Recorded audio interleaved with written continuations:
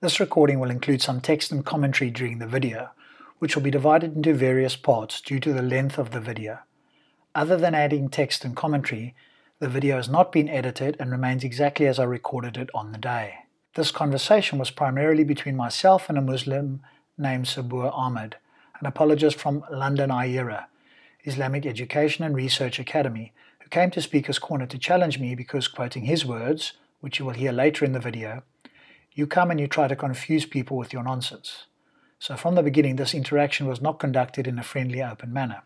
A side note, IERA's values on their own website state, IERA is dedicated to advancing the prophetic mission and sharing Islam with compassion and reason.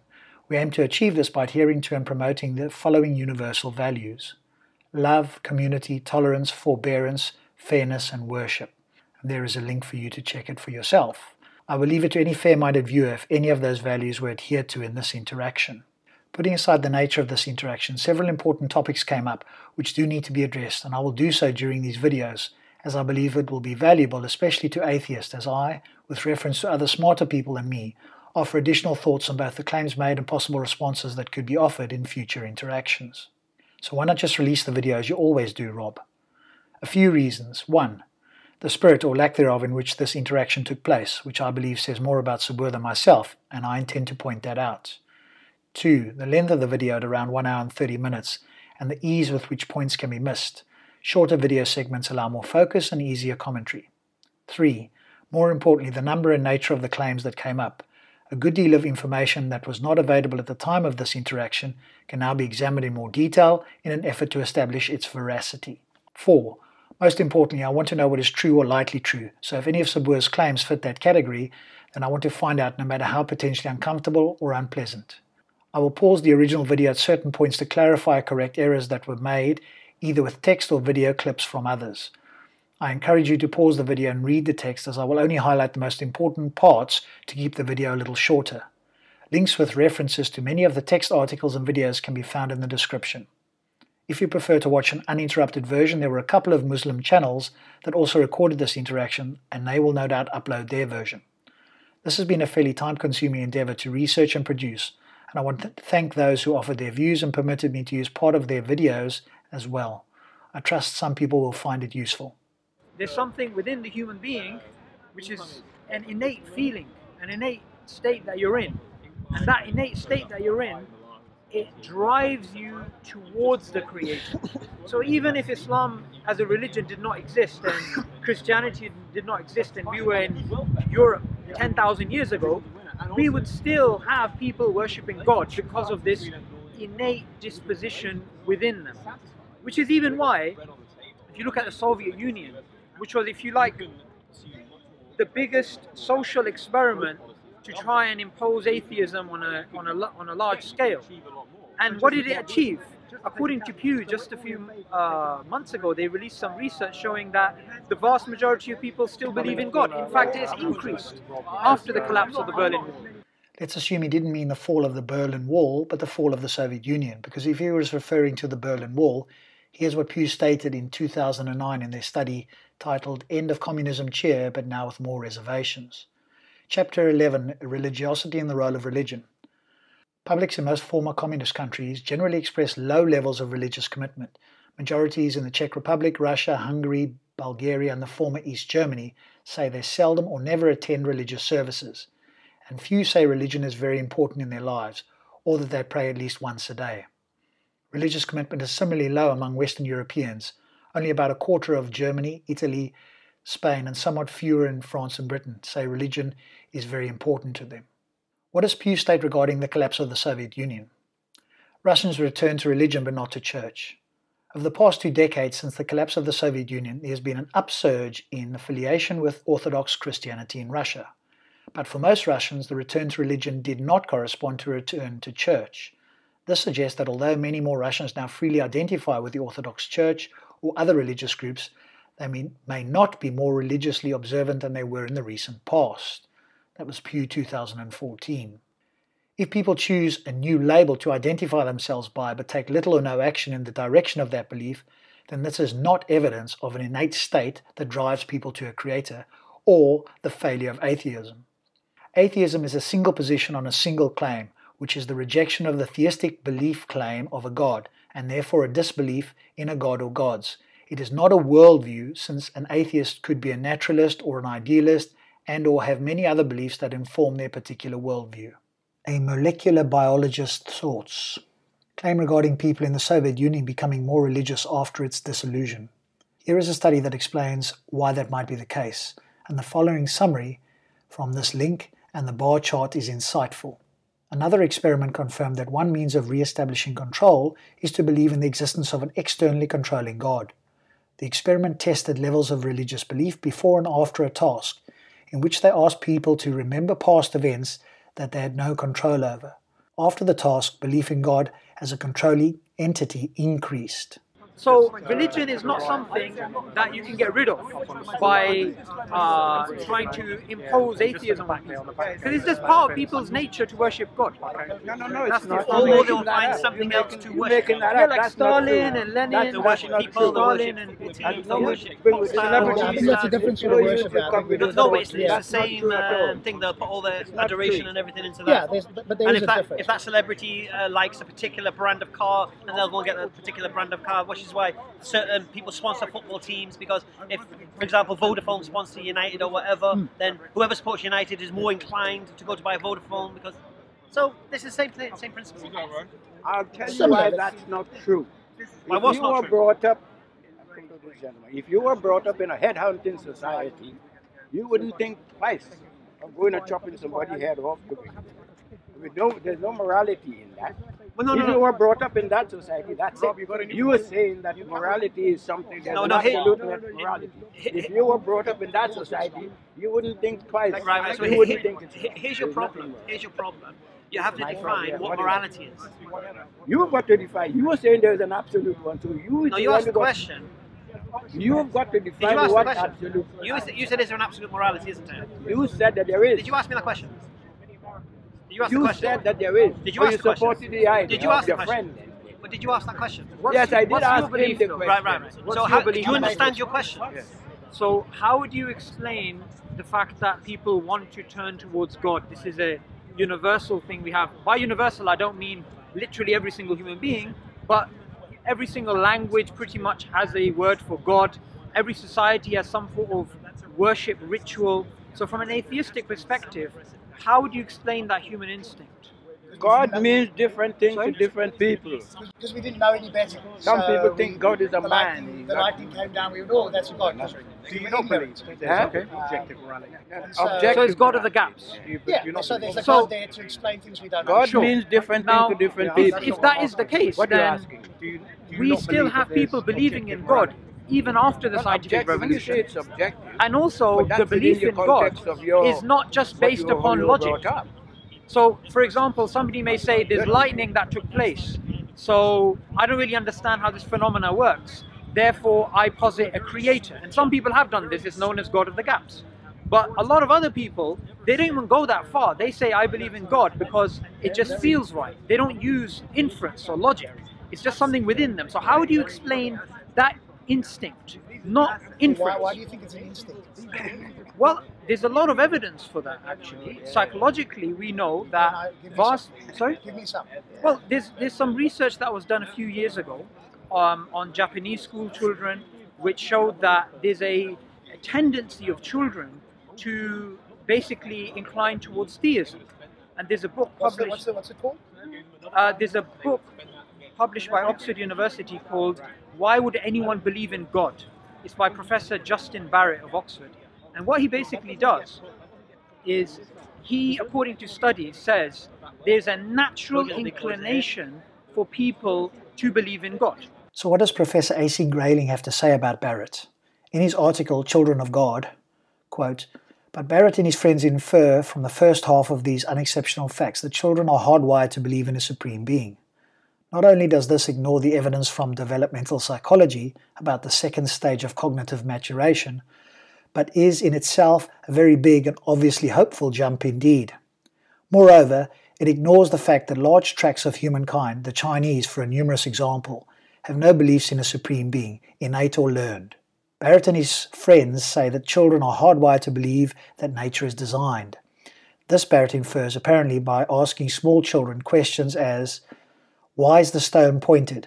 It does not seem to have occurred to him that the semantics of why questions are such that they demand an explanation in terms of reasons or causes in response. The Templeton Foundation is rich. It offers a very large prize money to any scientist or philosopher who will say things friendly to religion, and it supports research, as described above, into anything that will add credibility and respectability to religion. So we need to be skeptical about accepting Barrett's conclusions. 1. The evidence from developmental psychology about the second stage of cognitive maturation. 2. His methodology, in particular the way these questions were phrased, why, which naturally invites or infers a teleological intelligent designer response. The funding source, which can easily be a conflict of interest if that source has any influence over the outcome of the research, as the Templeton Foundation appears to have. But even more damning is Barrett's own words in his response to Grayling, where he says, quote, had Grayling attended the seminar as Brown did, or read my book, Why Would Anyone Believe in God?, he would know that I do not say that religion is hardwired or innate. Rather, the children have propensities to believe in gods because of how their minds naturally work. Moreover, I'm unaware of any peer-reviewed material from Barrett, who chose to publish a book, and in doing so, he is not under an obligation to provide details of his methodology. Given all of this, I believe it is reasonable to suggest that Dr. Justin L. Barrett's work cannot be cited as evidence to infer the FITRA innate claim. And likewise, there's Dr. Olivera Petrovich again from Oxford, and she's an atheist. And what she says is this. She says, atheism is an acquired position, right? By default, there is a theistic inclination in children. She's a development psychologist. The interesting thing is, she herself is an atheist. Let's look at Olivera Petrovich. Olivera Petrovich is a Christian, not an atheist to begin with. She contributed a chapter in the book below, Olivera Petrovich, 2002, One Incarnate Truth, Christianity's Answer to Spiritual Chaos, Concordia Publishing House, Chapter 23. Here's the info blurb from Amazon.com. The book consists of 28 articles from recognized Christian authors, clergy, and laity, who seek ways in which Christians can relate to the postmodern world. Contributors are committed Christians from several denominations, known for their public profession of faith. Now, what about her claims and the criticism? Here's part of what she said in an interview with Science and Spirit. Petrovich, quote, I've also established that children's natural concepts of God aren't purely anthropomorphic. They certainly acquire a conception of God as man through their religious education, but no child actually links the representation of, for example, God as Jesus with the creator of the world. Rather, their images of God the Creator correspond to abstract notions like gas, air, and a person without a body. SNS. From your research, do you think it's possible that the inclination towards religion or spirituality is universal? Petrovich. Quote, I think possibly is the precise word to use here. I can't be more certain than that because I've only worked with children aged 3.5 upward, and that's already an old age when it comes to basic understandings, some of which are in evidence in the first year of their life. Further critique of Petrovich's views. Young children see the world with fresh minds that embrace both scientific causality and metaphysical speculation, says Oxford psychologist Olivera Petrovich. And their conceptions show striking similarities across widely differing cultures, she tells Rebecca Bryant. The main problem I have with her reasoning is that Petrovich seems to conflate the idea of inherent belief in God as a developmental stage with an idea that is very likely to occur to someone if they are confronted in a particular question. That is, she doesn't actually present any evidence that most, let alone all children who are not exposed to theistic beliefs as a normal practice go around regularly and actively believing in God, i.e. seeing a dog and always thinking, oh, God made that. Rather, her research seems to imply that many children will, when presented with the question of ultimate origins, eagerly jump to the offered conclusion that a powerful psychological entity would be behind the otherwise inexplicable events and causes. That's not really the same thing at all. Given this, I believe it's reasonable to suggest that Olivera Petrovich's work cannot be cited as evidence to infer the FITRA innate claim. Here is a copy of her book yet to be released. This book has been apparently pushed back over a number of years and is now set for a tentative release of 2018. We shall see whether that actually comes to pass. And she says atheism is an acquired position. So my question to you is, as an atheist, how would you explain that innate instinct? Okay, so I reject your claim that it's innate. And both of your examples, there's been refutations posted online and sent to yourselves. I don't know if you've got them.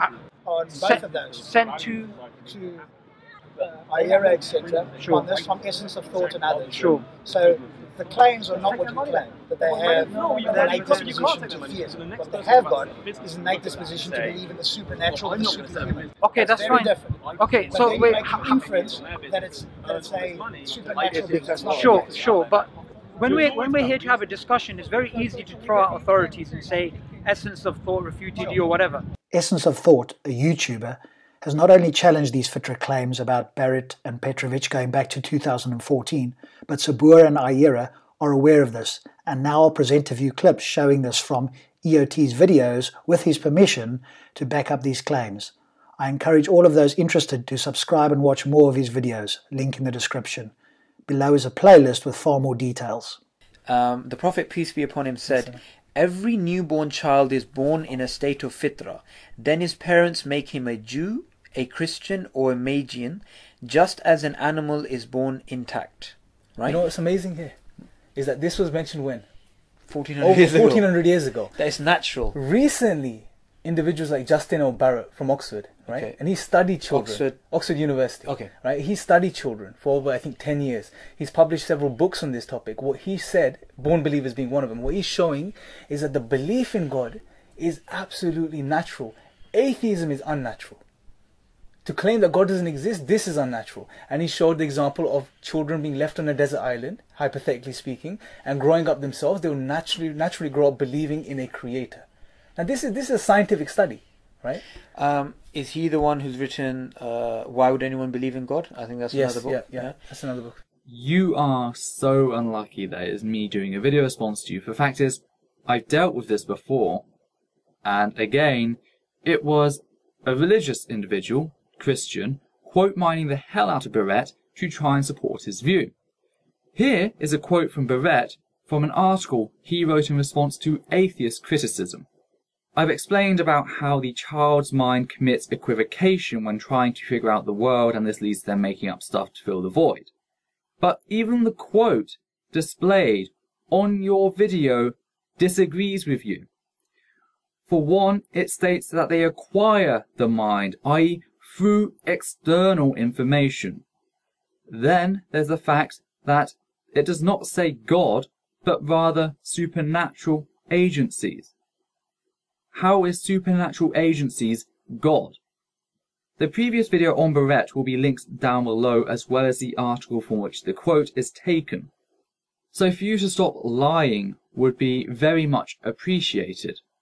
There's really amazing, I think, another psychologist, Dr. Olivera Petrovich, and she says that atheism is an acquired position, right? Meaning your default position, the position that you're in before you change, is theism. Yes. And interestingly enough, she is actually an atheist.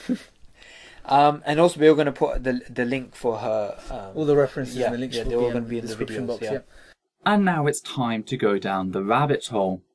I went to your video, clicked the link to another video by another user, and it instantly caught my attention how he had disabled comments. So I went to his channel to find out why.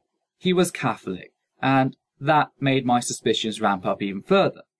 So I went back to the original video, clicked the link he sourced, and guess who appeared? The Friendly Atheist. More accurately, his rebuttal of the comments made by The Age, a news site, which, like you, had quote mined what was actually said to offer a pro-religious spin. So there you have it, folks. Another complete and utter lie. We have an innate nature to believe in God. It's based on psychology, it's natural. It's based on sociology, it's natural. It's based on anthropological studies, it's natural to believe in God. I'm sort of bordering on whether this is a naturalistic fallacy or not, as typically the naturalistic fallacy is based on moral ought. Either way, it's certainly based on fallacious grounds, possibly a subset of naturalistic fallacy. Another response is that for something to be naturally occurring, it does not have to be the majority, but merely come around by natural means, so atheism is also natural by that logic. And the belief in God is what you call an axiom. It's a self-evident truth that doesn't require any inductive or deductive arguments. False. A belief in God is a result of poor deductive reasoning as a result of an equivocation fallacy.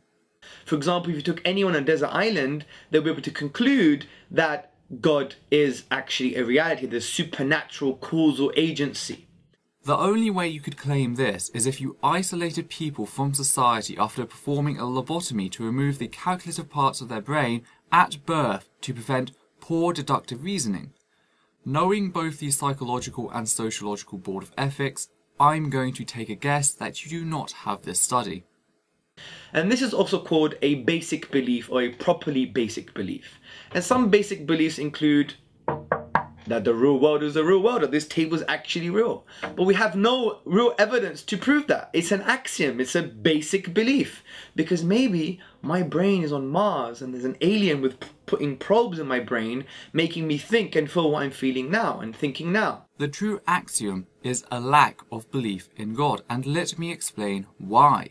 The claim that we are a brain in a vat with probes being inserted into our tissue by aliens on Mars is a rather extraordinary claim.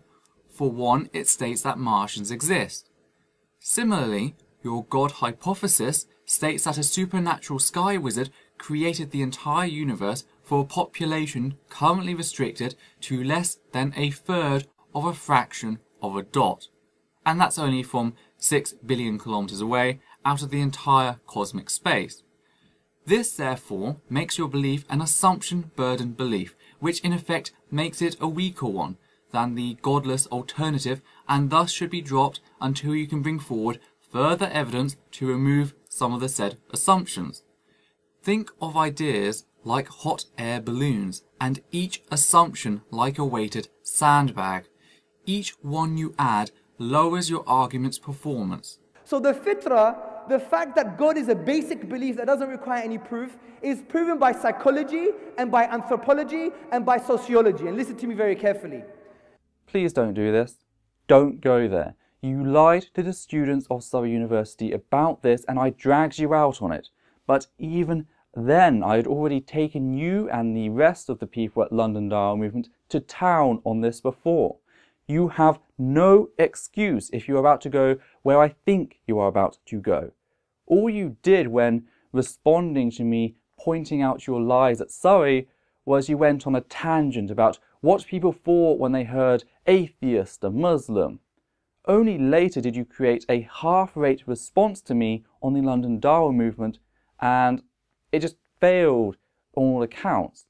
Take, for example, psychology. Olivera Petrovich is an academic and she studies the psychology of religion. And in the journal concerning the psychological studies in religion, she concludes that the natural psychological state of a human being is actually to believe in God. She says that atheism is a forced psychology on the human being. It's a forced psychology. Would you believe it? And they believe that we're the fundamentalists, right? And that's why they need the internet, they need aggressive speakers, and they need all these books just to try and infiltrate people's minds, because it's a forced psychology. Did you just mock being illiterate and well-read as a negative in academic discourse?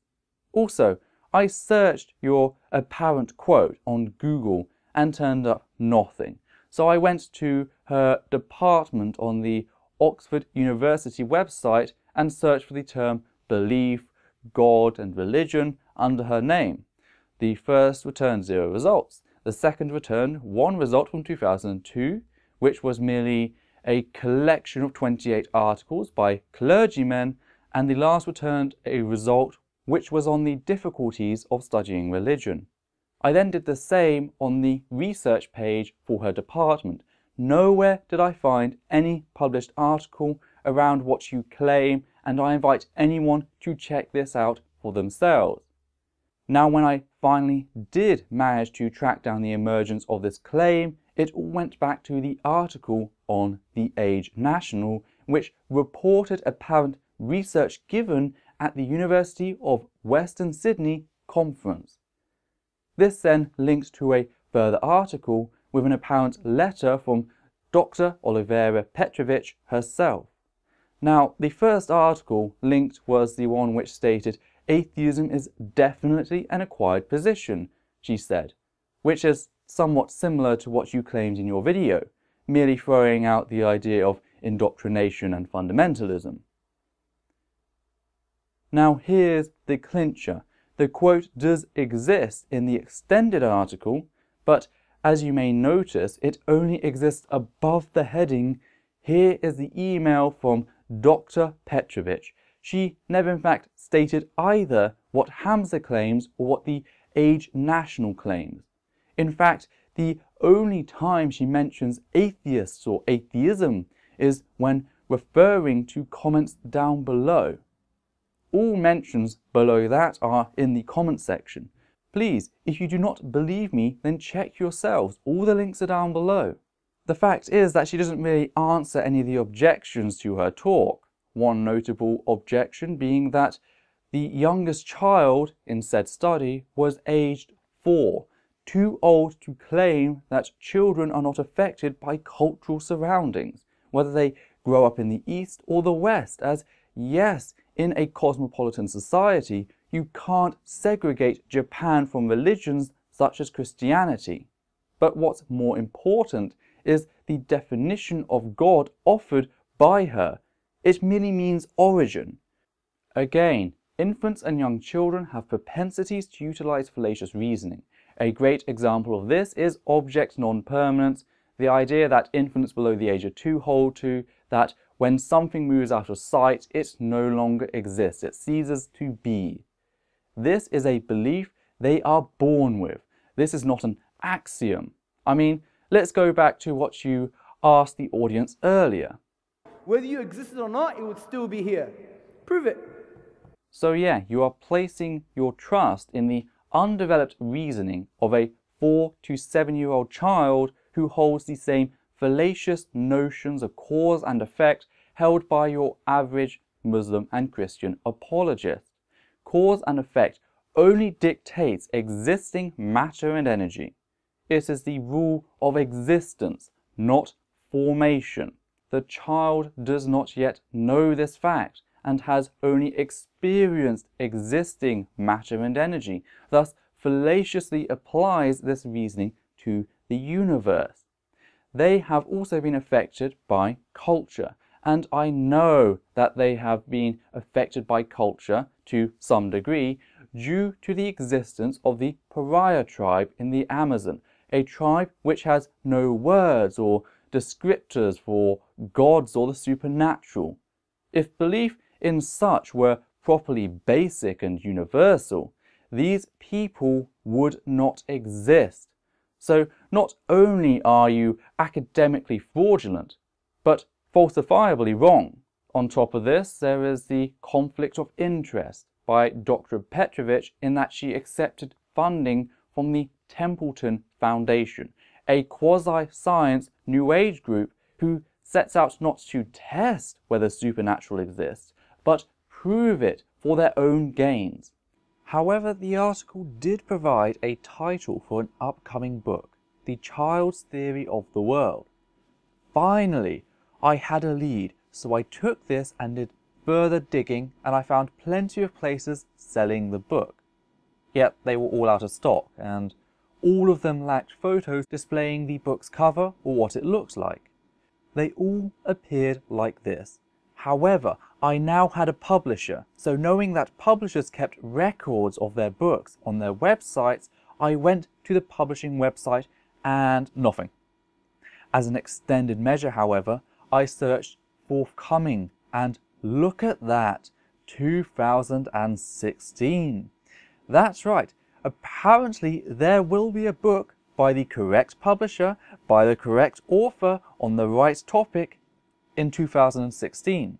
But unless Hamza claims to know Dr. Petrovich personally and managing to get the pre-notes, or have mystical time-traveling capabilities stowed in the power of his beard, he is simply lying. He has no clue as to what he's talking about, as he cannot do so. So in recap, there is no such published research which discusses the methodology in detail and statistical trends. There are only claims of a preliminary research on the minuscule sample, which is not representative of the general population in any way, and a link to an article which does not work. And by the way, I did also further searching on Google, and all I could find were PDFs and books which apparently referenced the New Age article. The culturally organic sample, if you will, has been contaminated by monotheistic culture. This would be like a GMO study, which mixed its GMO animal feed with the organic animal feed, just going, well, it does not matter in any way. By the way, I'm not saying that GMO is equatable with religion, just that, it would invalidate the results of that study. The definition of God is not on par with yours. That's a very key one as well. Dr. Petrovich has a conflict of interest again, and most vitally, innate beliefs are not axioms as proven through object non-permanence. Simply put, Hamza, you lose. That's the psychological evidence. Anthropological evidence. Professor Justin Barrett from Oxford University, he did a long study concerning children. He concluded as follows. He said children have an innate belief in supernatural cause and effect, because he says children realize who created the universe. They never say things within the universe because they know that's inherently illogical, so they're saying it's something metaphysical outside of the universe that created the universe itself. And here is the point I decided to charge him with in person. I quoted Justin L Barrett himself to Hamza and his audience in person, and all he did was dance around the issue and continue to lie to this day. The damning quote was, had Grayling attended the seminar as Brown did, or read my book, why would anyone believe in God? He would know that I do not say that religion is hardwired or innate, rather that children have propensities to believe in gods because of how their minds naturally work. This is reference to undeveloped and fallacious reasoning, just like object non-permanence. Now, when I say fallacious reasoning, does that mean that I then claim this to be a knockdown argument against God? No, that would be a fallacy, but it remains that you have continued to lie about it, and I've simply had enough. This is just plain ridiculous, and I'm getting fed up with your lies, Hamza. Also, note that the previously mentioned example of the pariah tribe still applies here. One of the most sinister strategies, however, involves deliberate misrepresentations. By the way, I'm not saying that all atheists online adopt such strategies. In actual fact, some atheists have helped us a lot. They've helped us understand our own arguments, maybe. They have helped us understand where we've gone slightly wrong and where we need to improve. And I think we've done this. If you look at our history, concerning the work that we've done online and offline, you will see that, inshallah, God willing, we've been sincere enough to basically change our arguments and continuously improve. I first brought to question your claims on Dr. Olivera Petrovich as well as Justin L Barrett in January of 2014 with the London Dawah movement. Others have done it beforehand, but this is when I came into the picture. You then used this at a lecture given before April 2014, as you then published a video response to my January video on the 27th of March after you'd run into me in person at the University of Surrey. I responded to that and contacted you again about this on the 2nd of April. You then used this argument again at this year's Young Muslims Conference. You are not open to change. The L Barrett one was open-close, as I quoted him to you in person. The quote stating that you are simply lying about his research, as some others did in claiming he stated belief in God was innate. It was a lie. He noted it. I told you, you had no excuse beyond that. If you continue to tell a lie when it's been proven to be false, it is a lie. Please watch this video from an academic explaining how and why peer review is important in the sort of work Petrovich and Barrett engage in, and this video is specifically directed at Hamza Tzortzis, who works with Subboor. The video is titled How to Academic, video to Hamza Tzortzis, link in the description. What I want you to do is this. I want you to explain to me what you just said right now, which is that there is an innate disposition to believe in supernatural, right? Superhuman. Okay, superhuman. So, if there's an innate disposition to believe in something superhuman, something supernatural according to them, okay? Let's stick on that because we agree there. How? Okay, they use the word supernatural. Okay, that's what Dr. Olivera Petrovich uses. That's what Dr. Justin Barrett uses. Sorry? I don't think that's true, but let's assume that it is. Okay. But you know what the experiment or one of the experiments was? Okay, wait. Let me just do this for a second. Before we move on, I just want to correct something that you tried to do, which is when you didn't have an answer, you just decided to throw out an authority. That's why I'm challenging what you're saying. What did I not have an answer for? Because when I asked you, why is there this instinct to believe in a creator? Yes. And I gave you some research for it, right? You just said, well, essence of thought refuted this, and this isn't exactly what they're saying. When I also gave you the example of the Soviet Union as well. So the idea that belief in God is instinctual, is innate, is something which psychologists and anthropologists and philosophers of science discuss. It is something which is being discussed. Now, I agree.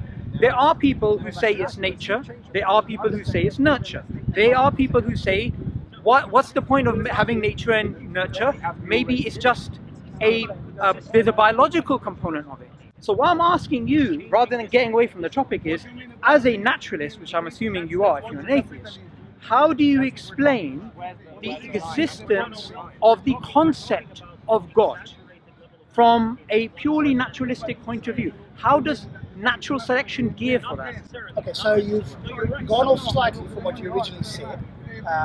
You originally said that young children, that's not everybody, is, so it's young children have got an innate disposition towards it. Well, the Soviet Union, which I was referring to, the study, they didn't say young children or old children. What they did say, according to Pew, is that after the collapse of the Berlin Wall, the belief in God actually increased in Ukraine, in the Soviet satellites, in Russia itself. The belief in God and religiosity actually went through the roof.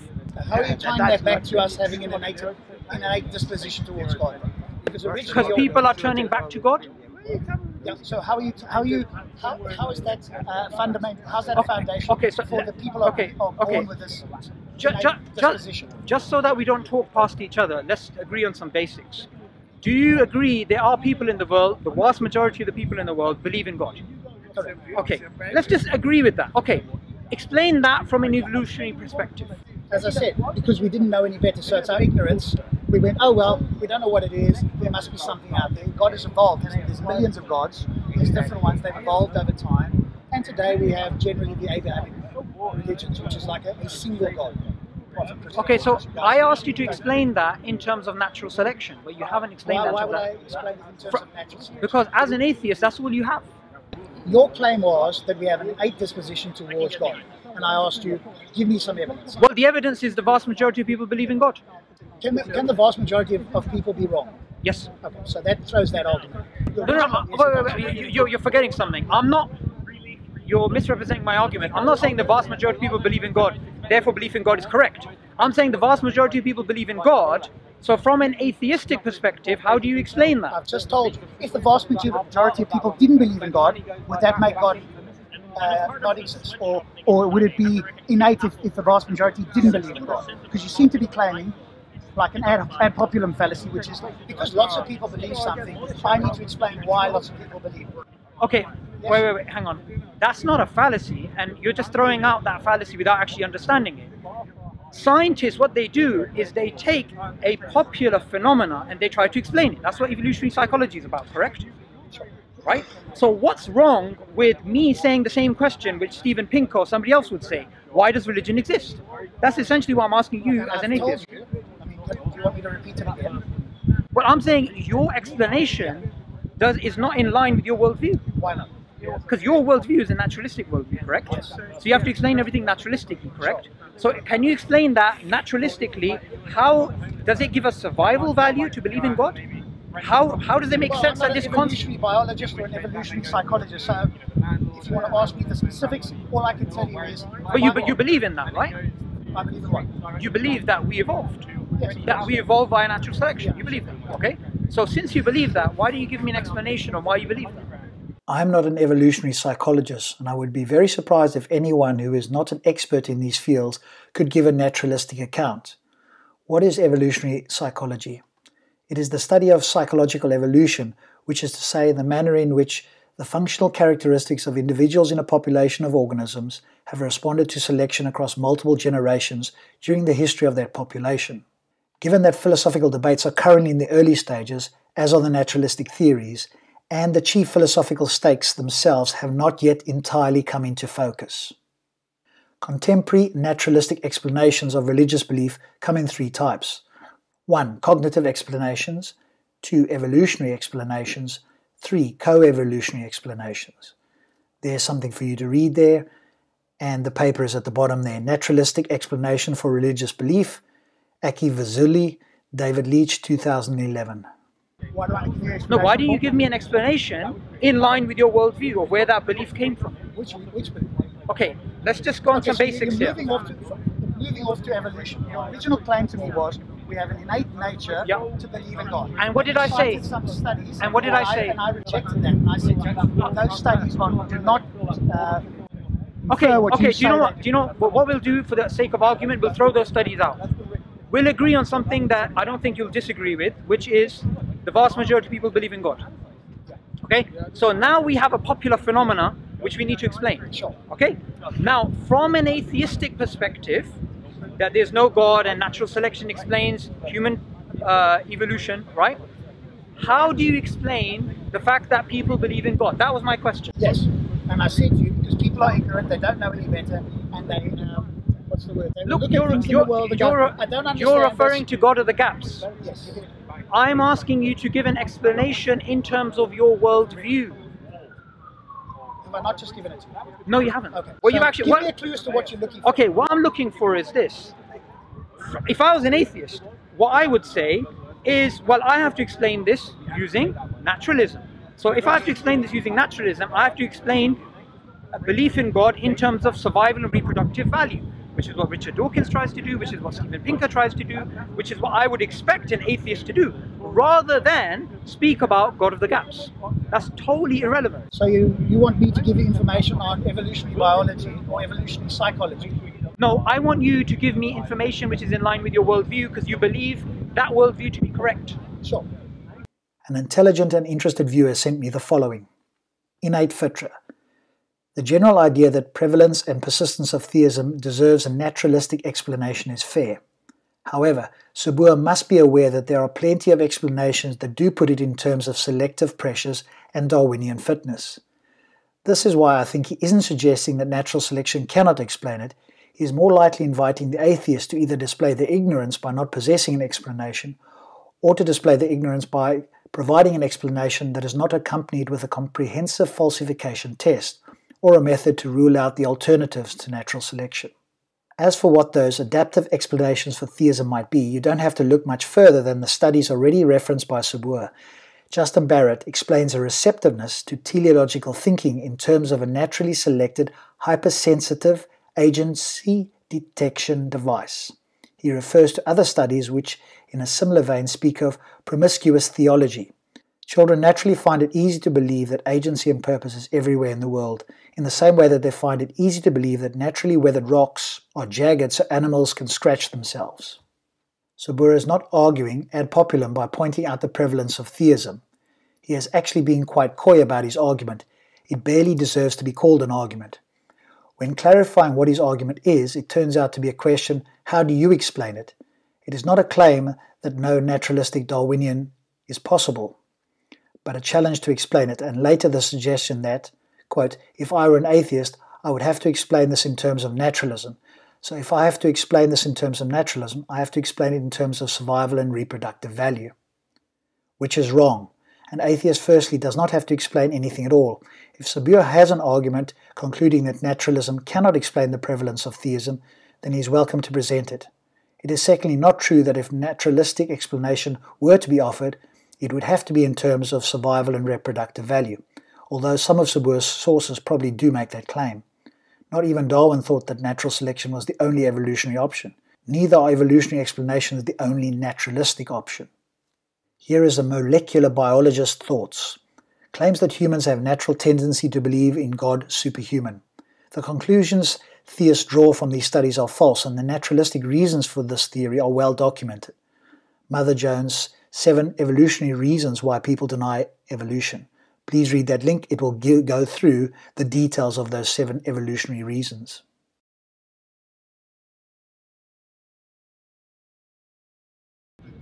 So, I asked you a question. I don't know what you want me to give you. What words you want to give? I think that people have evolved over time, and over that period of time, when we couldn't explain something, they would look up there. Like if I was born 500 years ago and I didn't know how electricity or lighting formed, I'd go, my word, that looks like that could come from a god or something because I can't explain it. It's very powerful. Sure. Maybe it's a god. Sure. Because I don't know how we understand that. Sure. No longer do that. The more we push back the science, the less there is an explanation required for a god. Okay, so if what you said is true, and what I'm going to do now, Rob, I'm going to take what you said and I'm going to extrapolate it. What you just said is that people believed in God because of God of the gaps. And because they believed because of God of the gaps, as science is progressing, religion is regressing. I should not have said sure and accepted an inaccurate summary of my position, because that opens the door for him to make claims which aren't questioning my actual views, so my mistake. I should have corrected Subboor and put forth a more accurate summary of my position, which is, as science progresses, so religious ideas which used to explain the natural world in terms of the supernatural is fading. I don't believe that scientific progress is necessarily reducing the number of worldwide adherents to different religions. I do in fact state this a little later in the video. Right? Is that in line with what is actually going on in the world? Seems to be. Why would you say not? Okay, here's why I would say not. According to Pew, by the year 2070, Islam is going to be the largest religion on earth. Christianity is also going to increase, and guess what? Your group, the atheists and agnostics, are actually going to shrink by 3%. Islam will be the largest religion in the world by 2070, says report. Islam is the only religion growing faster than the world's population, and it will be the largest in the world by 2070, researchers found. Atheists, agnostics, and non-religious people will decline from 16.4% of the world's population to 13.2% by 2050, the report added, despite growing in Europe and North America. Reasons. The changes are partly due to the various fertility rates each religion has. Muslims have the highest at 3.1 children per woman, followed by Christians at 2.7. Islam also has a much younger follower base than other religions, meaning believers still have childbearing years ahead. 34% are aged under 15 compared to a global average of 27%. Christianity is also likely to suffer as more converts leave to become non-religious or to join other faiths, the report predicted. So, if science is progressing, which I'm assuming which is what is happening today, then why is that happening? And I'll tell you why it's happening. It's because the arguments that you're putting forth don't actually make sense, such as people believe in God because of God of the gaps. Science explains how things work.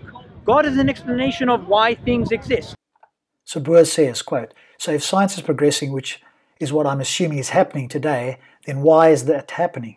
It's because the arguments you are putting forward don't actually make sense, such as people believe in God because of God of the gaps. Science explains how things work. God is the explanation of why things exist. 2 points to note.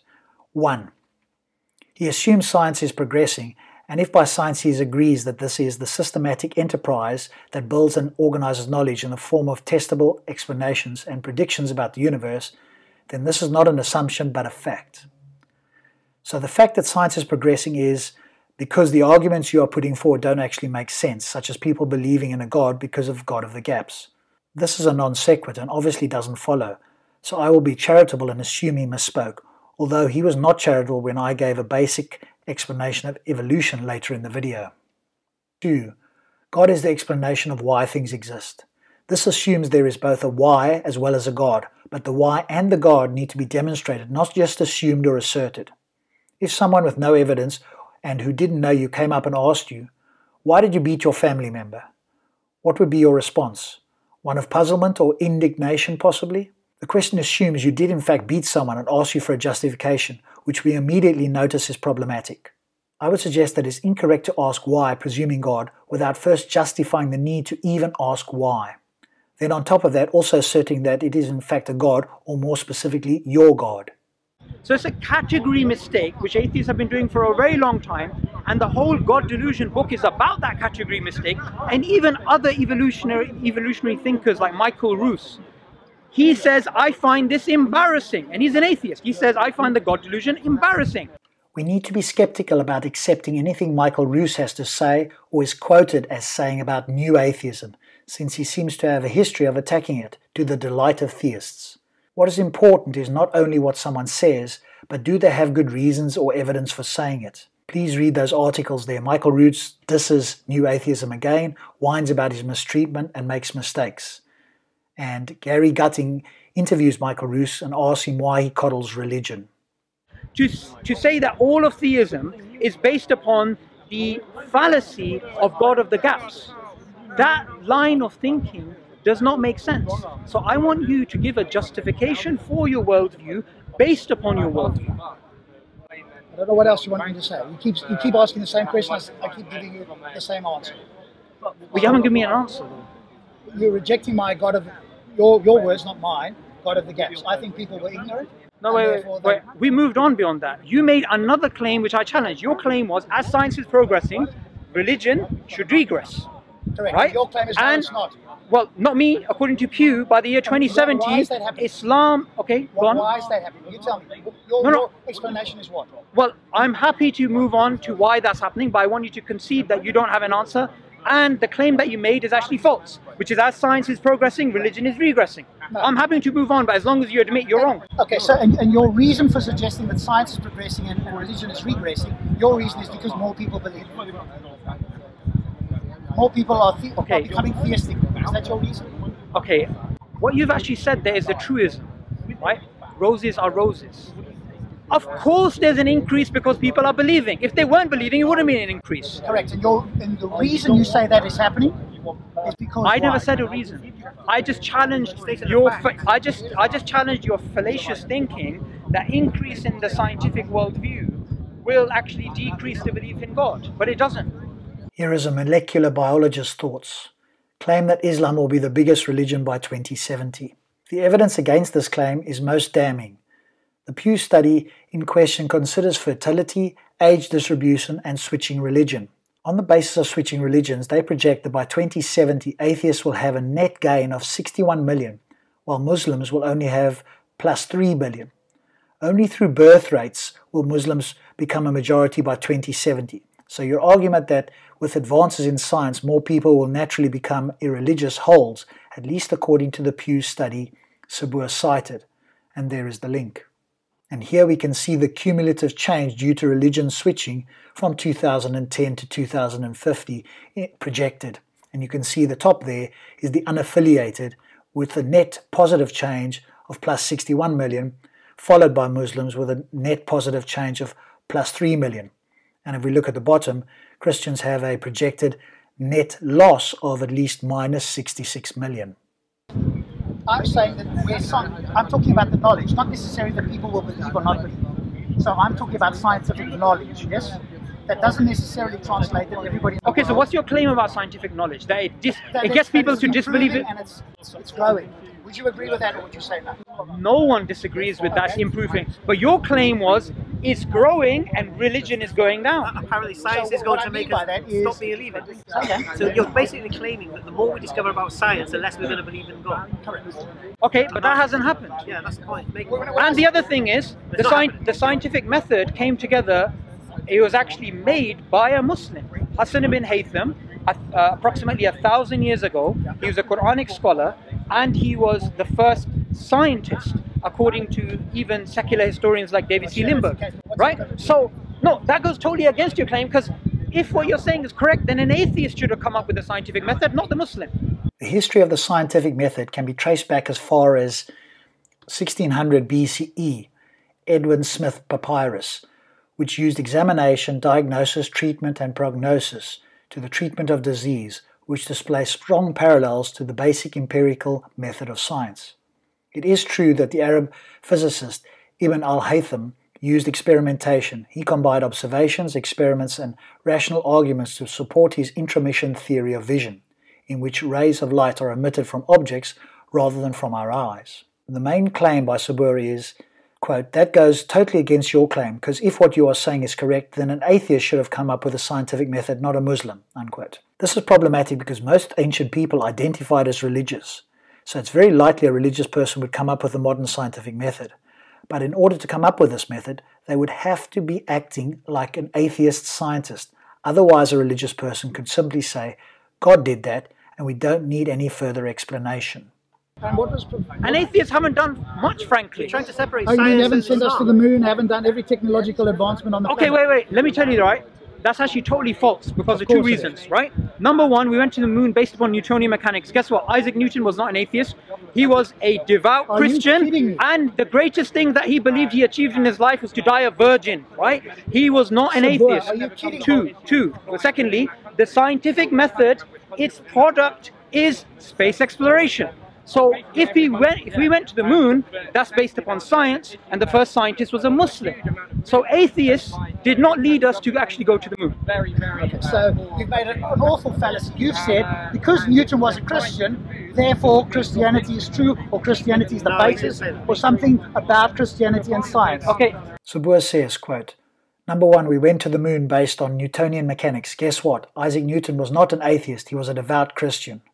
Two, its product is space exploration. So if we went to the moon, that is based upon science, and the first scientist was a Muslim. So atheists didn't actually lead us to go to the moon.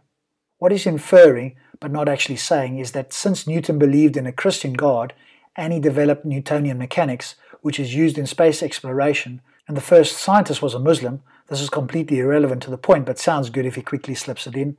Therefore, so atheists did not actually lead us to the moon. This is a non sequitur, as most people will recognize with a little thought.